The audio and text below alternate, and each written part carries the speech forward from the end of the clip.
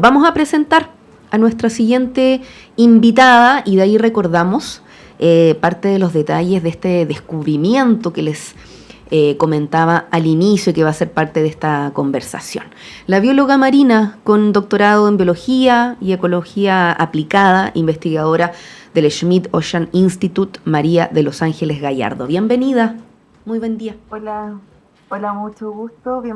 Muchas gracias por la invitación. Bueno, yo soy investigadora del Centro SMOI. Uh-huh. La expedición fue Parte de este financiada otro por proyecto. el sector C. Sí, ahí está entonces la aclaración. Pero en todo caso, para hacernos una idea, porque esto estuvo circulando a través de plataformas virtuales, ciertos sitios de noticias, y claro, uno puede darse una idea de qué estamos hablando, de nuestras costas marinas, de ciertas especies, pero cuando se habla de 100 nuevas especies que viven en estos montes submarinos frente a las costas de Chile. Si nos podemos aprovechar de contextualizar cuando hablamos de montes submarinos, ¿cierto? Y el alcance cuando hablamos de esta cifra de 100 nuevas especies. Sí, mira, los montes submarinos en realidad son dos cadenas montañosas. O sea, Ujú. montes submarinos hay en todo, en los mares, ¿ok? Estas son especiales porque son dos cadenas montañosas, como si la cordillera de los Andes estuviera debajo del agua, para que se hagan una idea. Y los picos de la cordillera son los montes, o sea, Ujú. la cima de los montes. Entonces, como igual como la cordillera de los Andes, tiene una cosa irregular, donde tiene cimas mucho más altas, cimas más bajas. Y esta cordillera, que son dos, una está como a Caldera un poquito más al norte y se extiende hacia Rapa Nui. Y las cimas que emergen sobre la superficie, la que conocemos como la isla de Pascua o Rapa Nui, conocemos como Motomotiro Ojiva y conocemos como las islas de Ventura, ¿ok? Y la otra está perpendicular y está justamente entre las islas de Ventura y el inicio de la cordillera de Salas y Gómez y llega hacia Perú y esa es la cordillera de Nazca. Entre ambas cordilleras son como 3.000 kilómetros de distancia. Es como que si fuéramos de Arica a Chiloé. Es como esa es la extensión de territorio que estamos viendo. Ujú. Este lugar es sumamente importante. ¿Por qué? Porque cualquier elevación topográfica que queda debajo del agua genera surgencias, surgimiento de materia orgánica y de alimentos. Y el océano en sí, el centro del océano, es como un desierto, porque no hay mucha comida, no hay mucho refugio, es súper profundo.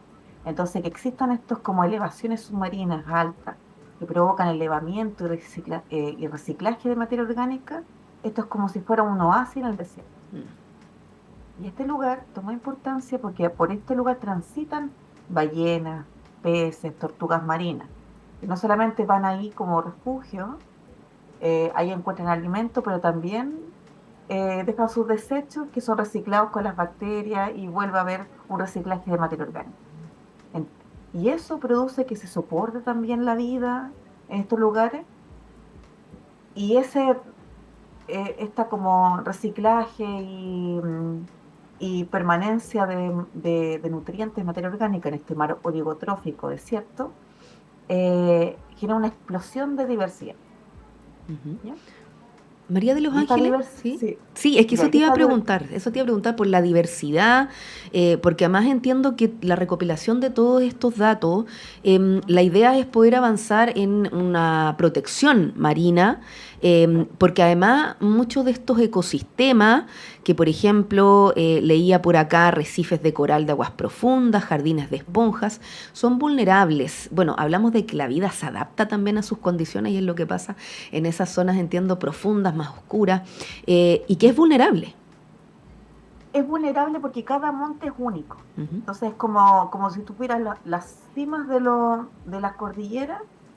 Por ejemplo, si ubican Fray Jorge, también es un oasis. Es un lugar con condiciones únicas donde en el centro hay un bosque que debería estar en Valdivia y no en Coquimbo, ¿cierto? Ya, Ujú. imagínense esto también en el medio del mar. Entonces las condiciones únicas hacen que permitieron que por muchos cientos, miles de años hubiera explosión de evolución y los orígenes de las especies son distintas, que estamos estudiando todo eso, pero además eh, mm, como en lugares remotos, nosotros no hemos podido hacer muchas expediciones. Y siempre hemos ido hasta profundidad, hasta 600 metros y no más allá. Entonces era de esperar que cuando nosotros fuéramos a Mm. explorar con esta tecnología que permite el Smith Ocean Institute a través del Falcon y el Sebastian, podemos encontrar un montón de especies, porque ya es un sitio donde nosotros esperamos tener alto endemismo, por lo tanto, alta probabilidad de encontrar especies nuevas, pero además sitios inexplorados. Nosotros fuimos los primeros ojos que vimos en muchos de estos ecosistemas. Ahí hablamos de robots submarinos. Claro, los ROV son como drones, Ujú. pero debajo del agua, ¿ya? Y estos drones, bueno, hay diferentes, como los drones que ustedes conocen que se elevan, hay diferentes tecnologías. Este es de última tecnología.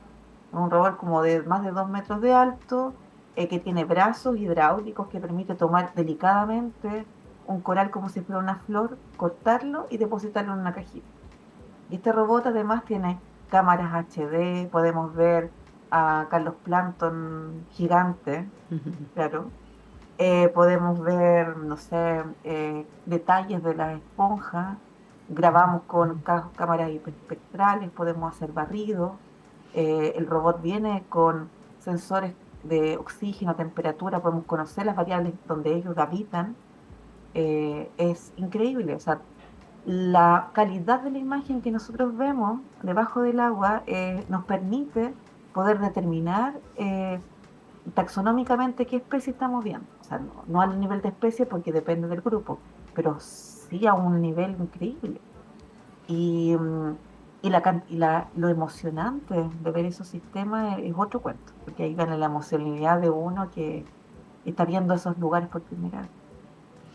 Y por eso, porque claro, la tecnología ha ido avanzando, eso nos ha permitido llegar a lugares que claro, como humanos nos dificulta acceder, pero ¿cuánto comprendemos efectivamente hasta hoy de nuestros océanos y de ese Muy otro poquito, mundo?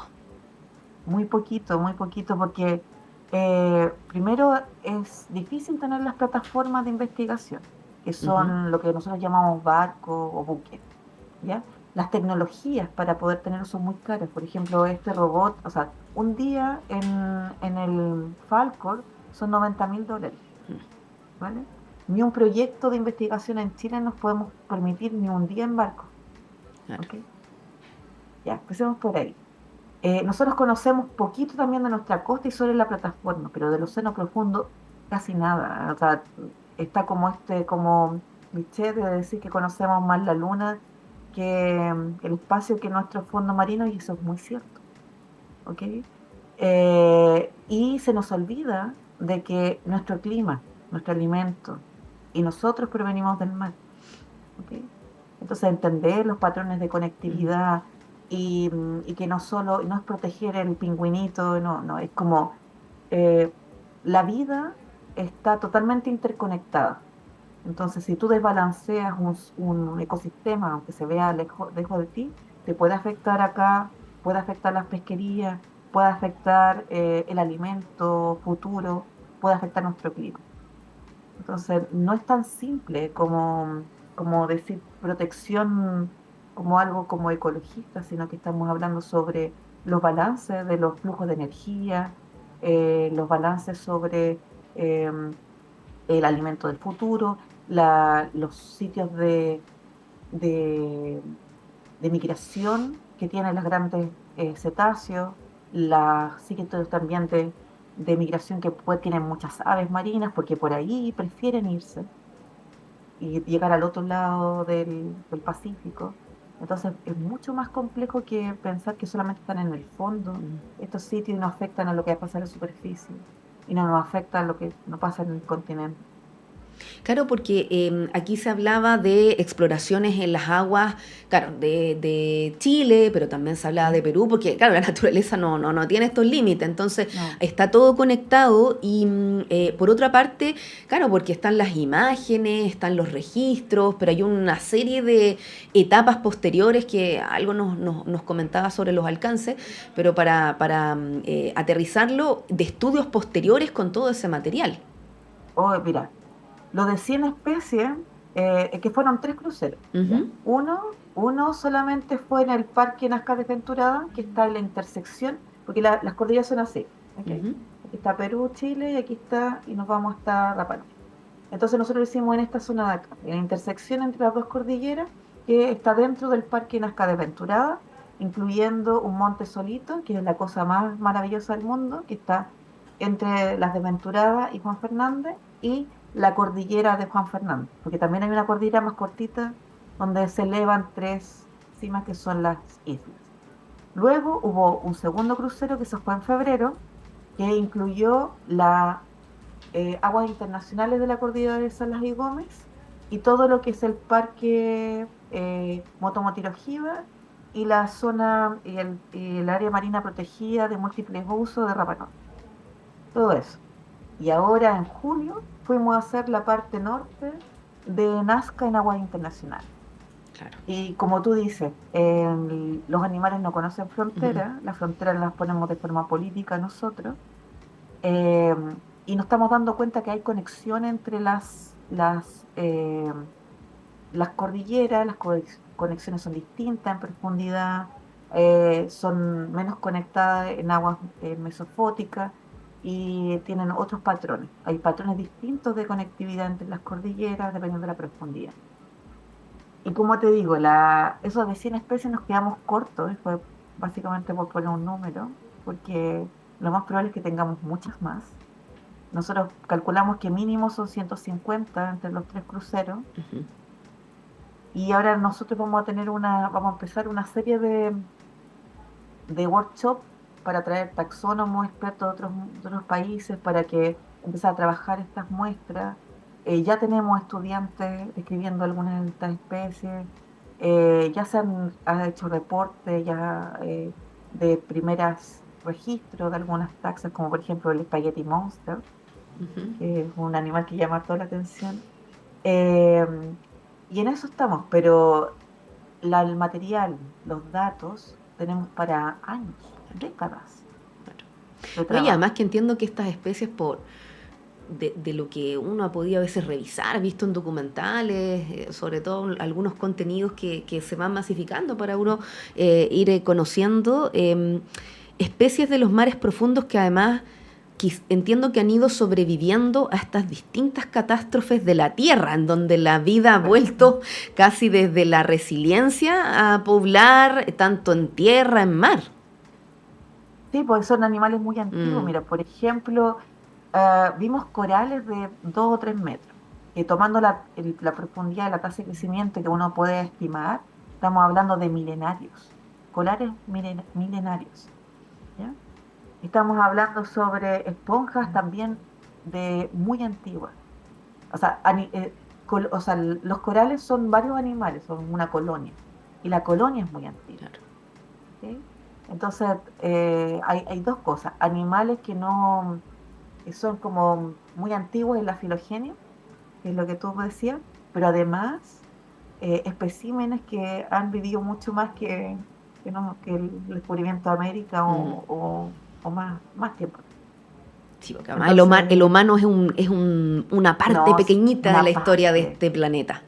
Sí, sí, y animales con adaptaciones distintas, vimos un montón de coexistencia, porque los métodos de Ujú. muestreo que usábamos antes eran tomar muestras, pero a ciegas, pues no sabíamos cómo se relacionaban, quiénes vivían con quién, cuáles eran los patrones de colores.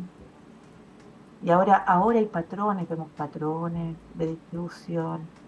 En el Monte Solito vimos unos erizos gigantes, como, no sé, de unos 50 60 centímetros de alto, que parecían como el semidesierto de Coquimbo, y que en realidad tú cuando empiezas a buscar dónde están los parientes viven en el sur de Chile, o otros animales que empiezas a buscar los parientes y están en el Indo-Pacífico, o en el norte, en Galápagos. Entonces, hay una mezcla como que aquí llegaron de diferentes lugares y se especiaron aquí, como un, como un lugar donde hubo muchas especiaciones, muy interesante. Bueno, estos son unos primeros acercamientos. Claro, queríamos compartir este espacio para entender más, para ejemplificar el alcance de estos descubrimientos, que fue parte de las noticias ahí de los medios en estos días, cuando hablamos de estas nuevas especies en las profundidades marinas de Chile. Así que agradecemos esta conversación con la bióloga Hola, marina. ¿Sí? ¿puedo decir Sí, algo? claro. Todos los especímenes en este Ujú. minuto están curados, están siendo curados en la sala de colecciones biológicas de la Universidad Católica del Norte. En este momento, en ese lugar, hay oro puro. Y quería aprovechar de agradecer a Oceana y a Ujú. Ocean Census por los soportes que nos están brindando para poder no solamente realizar las expediciones, sino que también para los análisis posteriores. Claro, ahí se está trabajando entonces con esta representación de la Universidad Católica del Norte. Entiendo está el doctor Javier Sellanes ahí, ¿Sí? si no me equivoco, como parte de lo que ha sido todo este tipo y colaboraciones que se dan en las instancias de la Con las ciencia.